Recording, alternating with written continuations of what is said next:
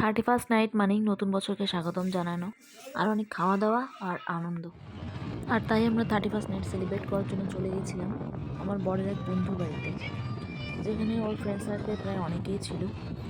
তারপর আমরা বাড়িতে পৌঁছানোর পর চা খেয়ে লেগে পড়ি কাজে।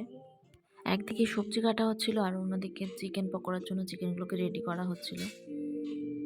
তবে পায়েল দিয়া আর রিয়ার কফি আর চিকেন পকোড়াটা এতটা টেস্টি হয়েছিল যে বানানোর সাথে সাথে সবাই হাফিস করে দিচ্ছিল। অবশেষে সবাইকে চিকেন পকোড়া আর কফি সার্ভ করে আমরা বসে যাই চিকেন পকোড়া খেতে। পাশাপাশি সবাই আড্ডা দিচ্ছিল বাইরে দাঁড়িয়ে। সব রান্না শেষ করতে প্রায় 12টাই বেজে যায়। তারপর আমরা নিউ ইয়ার সেলিব্রেট করার জন্য বাইরে চলে আসি বাজি ফাটানোর জন্য।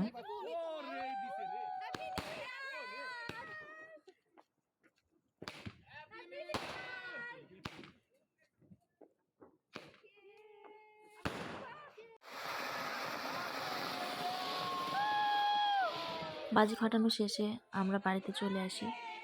আমার 1 তারিখে বার্থডে ছিল, যার কারণে সবাই আমাকে সারপ্রাইজ দেওয়ার জন্য কেক এনেছিল, যেটা আমি জানতাম না। এইবারে বার্থডেটা আমার এতটা ভালো কাটবে আমি কখনো ভাবতেও পারিনি, কারণ আমার বার্থডেতে আমার থেকে বেশি ওরাই আনন্দ করেছে। আর ওদের আনন্দ দেখে আমার এতটা ভালো লেগেছে। বছরের এই একটা দিন নিজেকে যেন সেলিব্রিটি মনে হয়। সবাই অনেক ফটো তুলছিল আর ভিডিও করছিল। তারপর সবার সাথে মিলে কেকটা কেটে নিয়েছিলাম।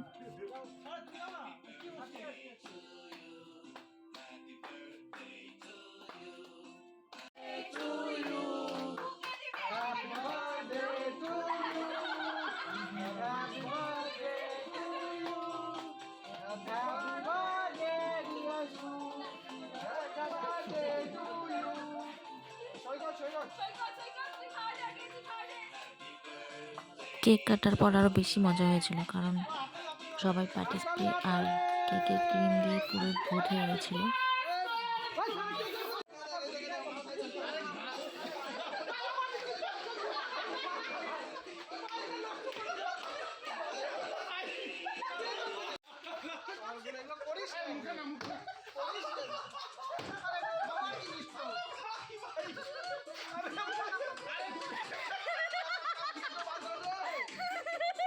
তারপর প্রায় 1:30টার সময় আমরা খেতে বসে যাই, আর খাওয়া শেষে দেরি না করে চলে যাই বাড়ির দিকে।